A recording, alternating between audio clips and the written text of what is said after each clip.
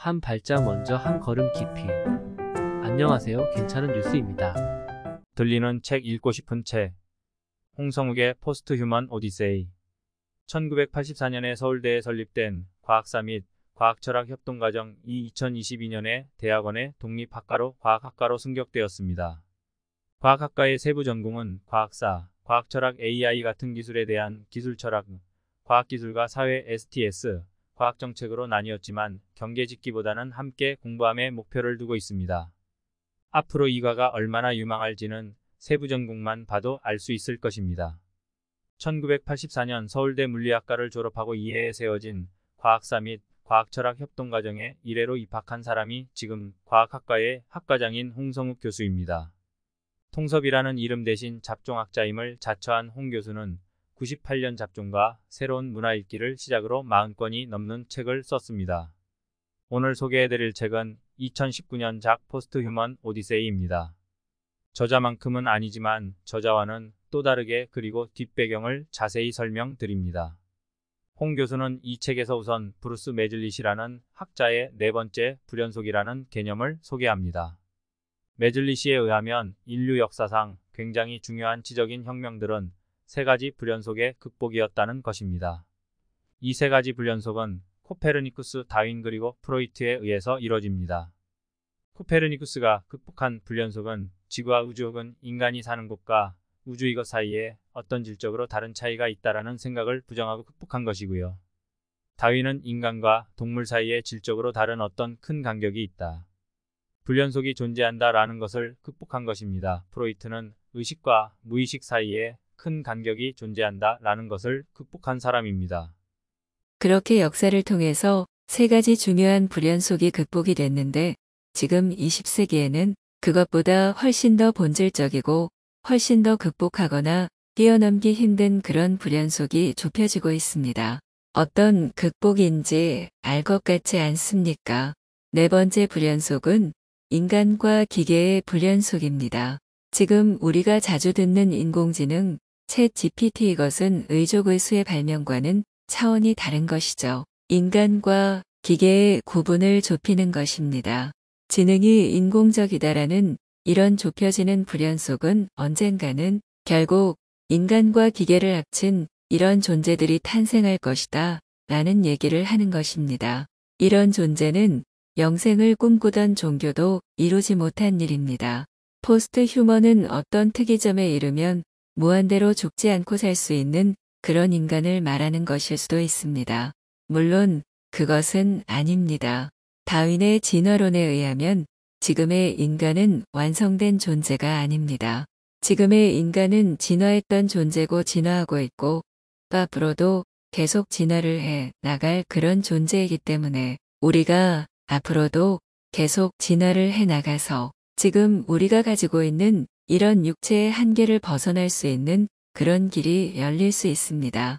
1940-50년대의 영국 물리학자 존 데스몬드 버널은 인간의 머리에 어떤 전기선을 연결을 해서 인간이 가지고 있는 지식을 지금식 용어로 따지면 전부 다운로드하는 그런 기술이 발달할 것이다.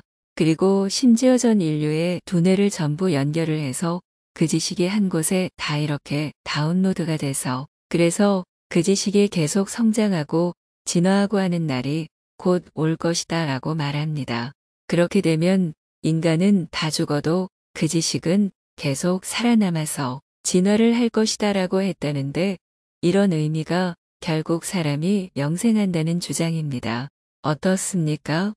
이게 곧 실현 단계 아닌가요? 줄리언 헉슬리라고 올더스 헉슬리의 형이고 유네스코 초대 사무총장을 지낸 이 생물학자는 인간이 인간을 초월하는 그 무엇이 될 수 있다는 생각을 해서 트랜스 휴머니즘이라는 용어를 만듭니다. 트랜스 휴먼 그런데 비슷하지만 약간 다른 개념 포스트 휴먼을 앞에서 썼지요. 홍성욱 교수 책도 트랜스 휴먼이 아니고 포스트 휴먼이고 트랜스 휴먼은 인간을 초월하는 그 무엇이고 포스트 휴먼은 그래서 그 뒤에 오는 어떤 인간을 초월하고 그 뒤에 오는 어떤 인간이다라고 이렇게 정의할 수도 있어요. 그것도 아닙니다. 홍성욱 교수가 정의 내린 포스트 휴먼은 휴먼을 초월하는 트랜스 휴머닉이 아니고 휴머니즘을 초월하는 극복하는 즉 인간 중심성을 극복하는 사상으로서의 포스트 휴머니즘입니다. 그러니까 르네상스 때부터 시작해서 데카르트에 의해 구체화된 인간 중심주의 휴머니즘은 정말 대단한 지적 전통인 것은 맞는데 이 휴머니즘 때문에 여러 문제가 생깁니다. 기후, 생태위기, 코로나19 도 다 휴머니즘의 산물입니다. 휴머니즘은 너무 인간 중심주의여서 발생하는 문제들을 이것을 해결하는 실천이 포스트 휴머니즘이다라고 홍 교수는 이야기합니다.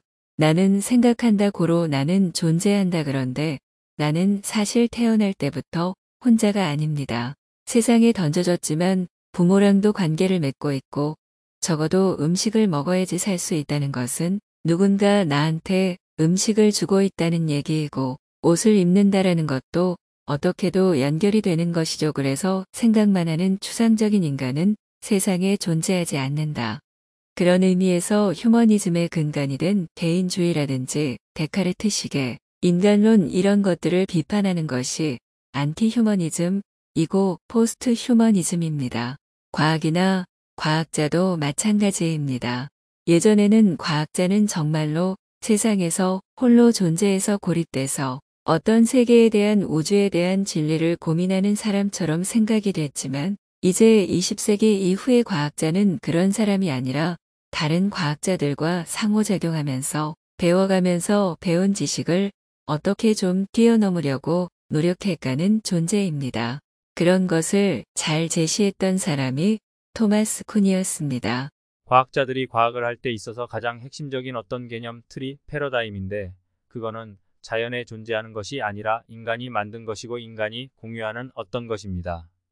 그러니까 인간은 패러다임을 통해서 과학을 하고 세상을 이해하는 것이지 나 혼자 어떤 것을 추구해서 진리를 발견하는 이런 것이 아니다라는 얘기가 된다는 거죠.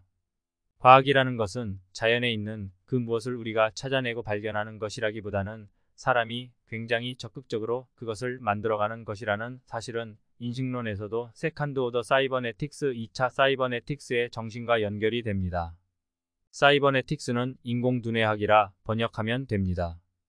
1차 사이버네틱스가 기계적이고 공학적인 것이었다면 2차 사이버네틱스는 훨씬 더 성찰적이고 불확실 그리고 복잡성 이런 것들을 강조하는데 2차 사이버네틱스의 특징 중에 하나는 오히려 1차 사이버네틱스에서는 인간과 기계가 굉장히 어떤 공통점이 있다라는 것을 강조했다면 2차 사이버네틱스에서는 인간과 기계는 굉장히 다른 존재이다. 왜냐하면 어떤 생명체라는 것이 포이에시스는 만든다는 것입니다. 즉 인간은 자신이 스스로 자신을 제조하거나 재생산하는 자기 생성이라는 것을 특징으로 가지고 있다면 기계는 셀프 오가니제이션 그러니까 자체 조직화하는 특징을 갖고 있기 때문에 기계와 생명체 사이에 굉장히 큰 차이가 존재한다라는 것을 얘기한 것입니다. 생성형 챗 GPT가 어떻게 이 불연속을 뛰어넘는지 이해하게 되는 대목이지요. 스스로 제조, 재생산, 자기생성 이것이 인간과 기계를 구분하는 특징이었다는 것입니다. 인식이라는 것은 이 오토포이에틱한 생명체가 세상과 상호작용하는 것인데요. 이렇게 2차 사이버네틱스에 대해서 분석을 하다 보면 기술에 대해서도 조금 다르게 생각을 하게 됩니다.